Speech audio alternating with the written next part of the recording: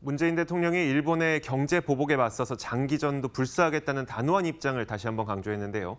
업계는 일단 급한 불을 끄면서도 이번 사태를 계기로 소재 부품의 수입처 다변화와 국산화를 추진하는 방안을 시도하고 있습니다. 삼성전자와 SK하이닉스는 국산 제품을 테스트하고 나섰습니다. 자, 산업부 조은하 기자와 함께 이른바 반도체 외란 상황을 어떻게 헤쳐나갈 수 있을지 짚어보도록 하겠습니다. 자, 일단 삼성전자와 SK하이닉스가 국산 제품들을 테스트하고 있다고요? 어떤 단계인가요? 네, 일단 삼성전자와 SK하이닉스가 국산 제품을 지금 테스트하고 있는데 그 전에 러시아산 이야기를 좀 먼저 해봐야 될 것 같아요. 네. 그 러시아산을 이제 불화수소를 러시아에서 수입을 하는 것이 이야기가 됐는데 먼저 러시아가 적극적으로 나서게 되면서 우리나라가 또 다른 카드를 하나 쥐게 된 그런 셈인데요. 지난해 말부터 한국원자력공단과 그리고 러시아의 연방원자력공사 그리고 또 로스아톰이 방사성 폐기물 관리와 관련된 논의를 진행을 하고 있었었는데 이 과정에서 불화수소를 구매할 수 있는지를 타진을 해왔다고 합니다. 우라늄을 정제하는 과정에서 고순도의 불화수소가 발생을 하는데 네. 이 과정에서 반도체 공정과 같은 첨단 제조 공정에는 이제 러시아가 참여할 수 있는 여지가 없기 때문에 이거를 한국에 팔겠다라는 의지를 보였던 건데요. 한국은 러시아 불화수소를 사용하게 될 경우에는 각종 시험 과정을 거쳐야 하는 부담이 있기 때문에 실제로 구매로까지는 이어지지 않았던 상황인데 이번에 일본이 불화수소 수출을 규제를 하면서 이제 수입을 해야 되는 이런 니즈가 생기게 된 거죠. 갑자기 러시아가 본인들이 이제 불화수소를 공급하겠다라고 나섰을 때는 어떤 이유가 있었을 것 같아요? 그렇게 된 거는 사실 러시아 같은 경우는 쿠릴 열도와 또 를 두고서 일본과의 갈등을 네네. 빚고 있잖아요. 이런 상황도 있었고 또 불화수소뿐만이 아니라 일본 업체들이 독점하고 있는 다양한 정밀 소재 분야에 대해서 구매 제한을 하고 있는 그런 배경도 있다라고 합니다. 네, 알겠습니다. 자, 테스트 단계에 들어간 이 불화수소에 대해서도 한번 이야기를 들어보도록 하죠. 지금 시작인 거죠. 이제 앞으로 얼마나 더 많이 그 단계를 거쳐야 되는 겁니까? 네, 일단 아직은 테스트 단계다 이렇게 볼 수 있습니다. 보통 불화수소를 테스트하는 단계는 업계에서 2개월 정도 걸린다 이렇게 이야기를 하고 있거든요.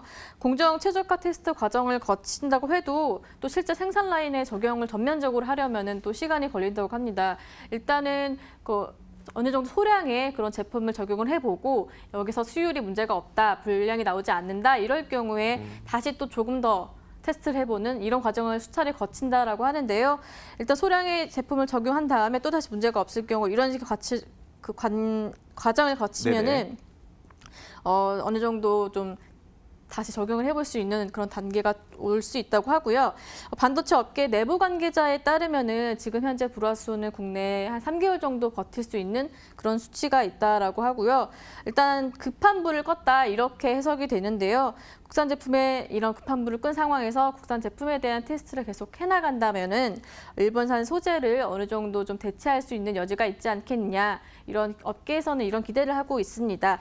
현재 상황을 좀 짚어보자면은 삼성전자는 이제 국산화 비중에 대해서는 아직 공개를 하고 있지는 않지만은 이미 일부 공장에는 적용을 하고 있다 이렇게 밝혀왔고요. SK하이닉스는 국내 소재 기업들과 테스트 단계에 접어든 그런 상황입니다. 하반기에는 국내 소재 기업인 A사가 불산을 정제하는 공장을 완공할 예정인데요. 네. 이곳에서 중국 등에서 수입을 한 불산을 수입한 다음에 정제를 하게 되면은 장기적으로는 이곳을 통해서 또 공급을 할 수 있게 되지 않을까 싶습니다. 물론 뒤돌아보니까 계속 비판할 수 있는 내용이긴 한데 왜 지금까지 그런 국산화를 못했느냐에 대해서도 많은 좀 이야기가 필요할 것 같습니다. 지금까지 걸림돌이 어떤 게 좀 많이 나왔을까요? 취재를 하면서 가장 많이 들었던 이야기가 대기업과 중소기업 간의 이런 생태가 협력을 할 수 있는 생태계가 만들어지지 않았다 이런 이야기입니다.